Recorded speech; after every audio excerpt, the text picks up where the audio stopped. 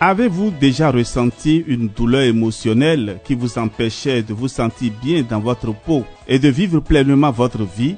Vous êtes peut-être victime de blessures affectives qui vous empêchent de vous épanouir dans votre vie sentimentale, amicale ou professionnelle. Mais comment se libérer de ces blessures pour se reconnecter à soi-même et aux autres? Guérir de ces blessures affectives pour se réconcilier avec l'amour et revivre l'amour avec le Père Jean-Raphaël Maritonouji.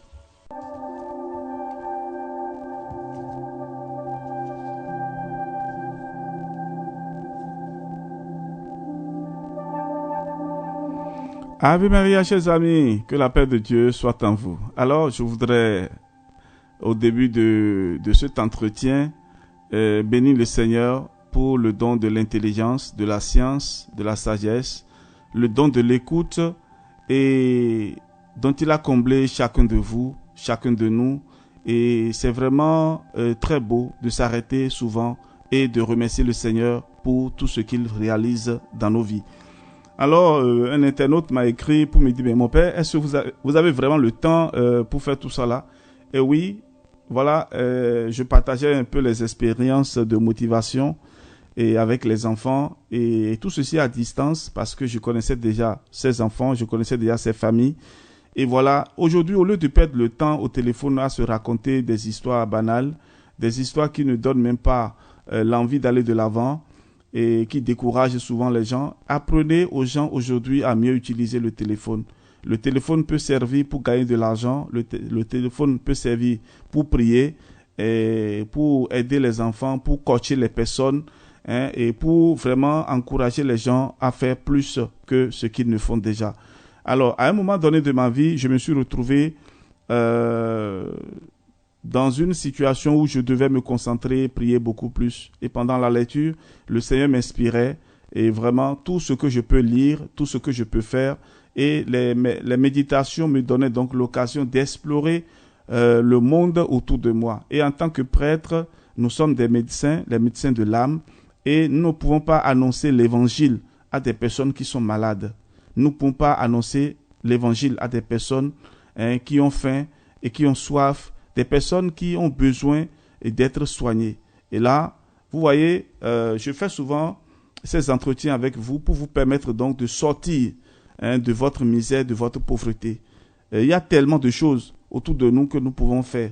Et sachez que un chrétien qui est pauvre matériellement parlant et qui n'a rien, qui fait beaucoup de calculs avant de manger, ce chrétien ne pourra pas prier comme il faut. Il ne pourra pas prier comme il faut. Et j'ai commencé donc ces enseignements pour vous aider vraiment à faire quelque chose de votre vie. D'abord, il y a la pauvreté spirituelle, la pauvreté psychologique. Si vous ne sortez pas de vos prisons, vous ne pouvez pas vous ouvrir à la grâce. Dieu, notre Père, a déjà créé tout ce qu'il faut dans le monde. Il a déjà créé les richesses. Tout ce que Dieu a créé, c'est pour nous, ses enfants. Alors nous sommes les héritiers. Alors si nous ne profitons pas de l'héritage que Dieu a laissé, alors nous avons tout perdu. Le tout ne suffit pas d'aller à l'église chaque jour, chaque matin, et de rester là à prier, et le pain va descendre du ciel. Il faut travailler.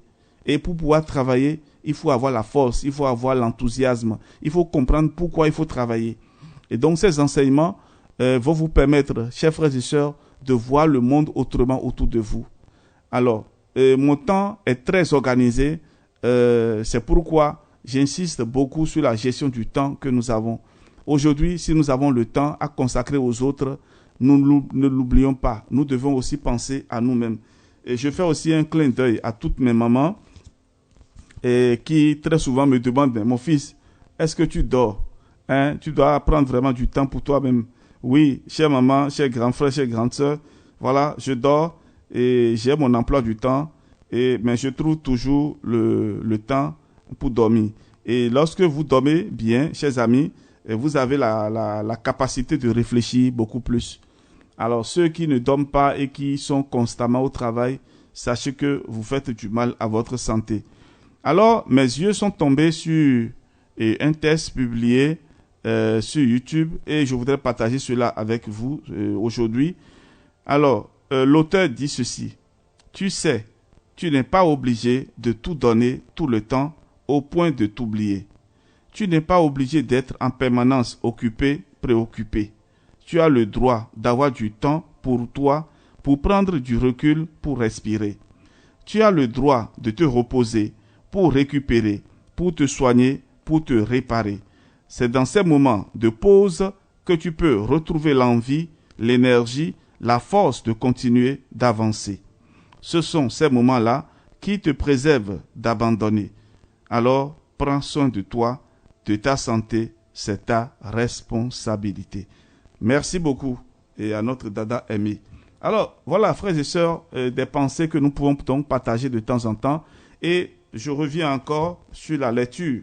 Nous devons encourager nos enfants à la lecture. Alors, chers amis, lorsque vous prenez votre téléphone, et il y a certainement beaucoup de choses qui s'affichent devant vous, vous n'êtes pas obligé de tout lire. Lorsque vous abordez quelque chose qui est devant vous que vous voulez lire, posez-vous la question. Qu'est-ce que je gagne dedans? Qu'est-ce que je gagne en perdant le temps avec mon téléphone, par exemple, ou bien en lisant ou en regardant des vidéos et autres là? Qu'est-ce que je gagne dedans? Et donc, vous ne pouvez pas regarder quelque chose au téléphone, sur le téléphone, sur l'ordinateur, sur n'importe quel matériel, et sans vous poser la question, qu'est-ce que je gagne dedans? Et à la fin, tu dois pouvoir dire, voilà ce que j'ai pu gagner dedans. Et si possible, tu peux noter ça dans un cahier pour ne pas oublier. Alors, lorsque tu te rends compte que tu n'as rien gagné, désormais, tu fais attention. Après 2-3 minutes, lorsque tu es devant le téléphone, déjà beaucoup de choses vont s'afficher. Il faut te dire en même temps, je suis là pour me cultiver, je suis là pour me détendre, je suis là pour respirer. Que mon âme respire, que mon corps respire, que mon cœur respire. Alors si ton cœur ne respire pas lorsque tu lis, alors tu as fait fausse route. Alors aujourd'hui, je voulais parler de quelques façons dont l'art peut être utilisé pour se ressourcer et prendre soin de soi. La peinture, le dessin par exemple. La peinture et le dessin peuvent être une excellente façon de se détendre et de stimuler votre créativité. Vous n'avez pas besoin d'être un artiste professionnel pour profiter de ces activités. Il suffit de se laisser aller à son imagination et de laisser les couleurs et les formes s'exprimer. La peinture et le dessin peuvent vous aider à vous concentrer et à vous recentrer sur vous-même, ce qui peut être particulièrement utile si vous avez l'esprit agité ou préoccupé. La sculpture. La sculpture est une autre forme d'art-thérapie qui peut être bénéfique pour votre bien-être mental et émotionnel. La sculpture implique la manipulation de matériaux tels que l'argile, le bois ou le métal pour créer des formes et des textures. La sculpture peut être une façon de travailler sur la patience et la concentration et peut aider à réduire le stress et l'anxiété. Il y a un peintre, un artiste que j'ai connu au Bénin il y a quelques années. Un jour, je me suis donné comme objectif de lui rendre visite, de l'observer au travail. Et quand je voyais comment il manipulait le ciment, l'eau et le sable, c'est-à-dire tout le matériel qu'il utilise pour pouvoir faire des statues, j'étais là, je le regardais. Et à un moment donné, je lui ai posé la question, mais tu travailles seul, pourquoi? Tu n'as pas besoin d'une compagnie. Il me dit quand il est seul, il réfléchit mieux. Donc cela lui permet donc d'entrer en communion avec son âme, avec son esprit et de reproduire ce qui est au fond de lui. Cela m'a tellement fait réfléchir. Combien de personnes peuvent reproduire ce qui est au-dedans d'eux, rien qu'avec l'art? Chers amis, je vais parler maintenant du théâtre et de la danse. Et je vous dis aussi au passage que les amis m'ont aidé quand j'étais au lycée à entrer dans un groupe de théâtre. Et parce que j'étais tout le temps dans le coin, je n'arrivais pas à parler. J'étais à l'internat, je n'arrivais même pas à parler et j'étais toujours soucieux. Et quand on voit mon visage, on sent que vraiment ce garçon a quelques soucis. Et effectivement, je traversais des moments très, très, très compliqués. Et je peux vous dire un petit secret, aidez souvent ces enfants que vous voyez dans le coin à pouvoir se relever. Alors, grâce au théâtre, les amis m'ont aidé à m'exprimer. J'avais aussi une capacité de rétention, de mémorisation, et j'ai développé cela.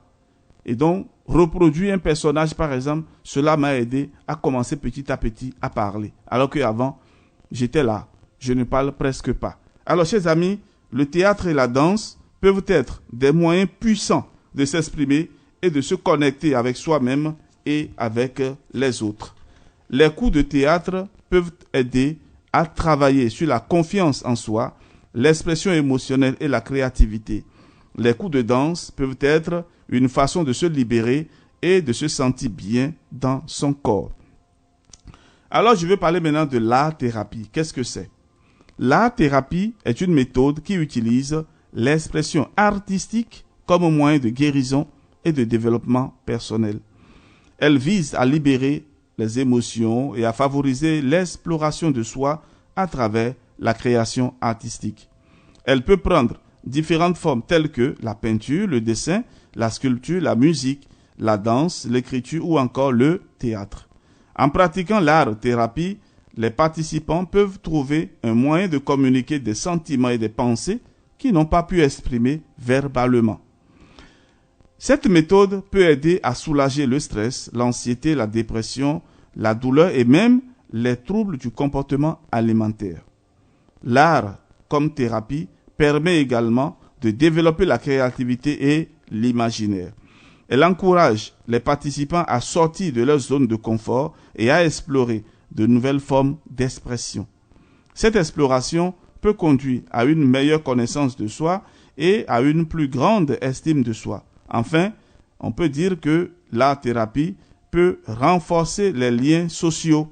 Elle peut être pratiquée en groupe, offrant ainsi une occasion de se connecter avec les autres et de partager des expériences. Cela peut conduire à une plus grande empathie et à une meilleure communication. Alors, chers amis, quand je partage avec vous quelques expériences de ma vie, c'est pour vous faire comprendre que ce que je partage avec vous, ce n'est pas de la littérature, mais c'est du vécu, et aussi des témoignages de toutes ces personnes que j'accompagne dans ma pastorale, qui viennent vers moi et qui me parlent de leurs difficultés et de comment ils sont arrivés aujourd'hui à surmonter ces difficultés. Alors faites un effort vous-même et commencez à regarder au-dedans de vous ce dont vous êtes capable.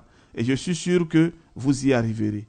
Alors comme dernier point, je voudrais parler des bains chauds. J'en avais parlé la dernière fois. Et en conclusion, je voudrais dire ceci. Prendre un bain chaud peut être une excellente façon de se ressourcer et de prendre soin de soi. Non seulement cela peut aider à détendre les muscles tendus, mais cela peut également aider à réduire le stress et l'anxiété. Alors demain, nous allons parler des avantages de comment prendre un bain chaud. Donc ceci c'était donc une introduction. Les avantages de prendre un bain chaud et comment cela soulage les douleurs musculaires, réduit le stress et l'anxiété, améliore la qualité du sommeil, favorise la circulation sanguine, surtout le soir avant d'aller se coucher. Je vous recommande toujours de prendre un bain chaud. Et là, cela fait descendre la chaleur et la poussière et tout ce que vous avez emmagasiné et comme toxique au cours de la journée. Et même les mauvais sentiments que vous avez, vous pouvez donc détruire tout cela, vous pouvez donc purifier tout cela par un bain chaud. Et si possible, vous accompagnez ça avec la prière et le sel béni. Vous mettez ça dans l'eau, vous priez dessus et vous demandez au Seigneur de vous laver entièrement de toute malédiction. Parce que même dans la rue, il y a des personnes que vous rencontrez, mais qui ne sont pas des personnes, de bonnes personnes. Rien qu'en saluant quelqu'un, on peut transmettre la mauvaise humeur. Rien que rencontrer une personne, par exemple, cela peut vous donner la mauvaise humeur. Alors, frères et sœurs, quand vous marchez, faites beaucoup attention à toutes les personnes que vous rencontrez. Et ne vous laissez pas influencer par le comportement ou l'humeur de quelqu'un. Ce n'est pas parce que tu trouves quelqu'un qui est peut-être malade ou bien quelqu'un qui manifeste un comportement un peu hors série que tu vas commencer à t'en vouloir ou bien à te rappeler ton passé et à tomber dans le désespoir. Alors faites beaucoup attention. Je m'arrête là et je reviendrai là-dessus avec les avantages de prendre un bain chaud. Que le Seigneur vous bénisse. C'est votre serviteur, le Père Jean-Raphaël Mariton, nous dit, toujours joignable par WhatsApp au plus 229 67 20 14 14 pour le partage des expériences. À demain.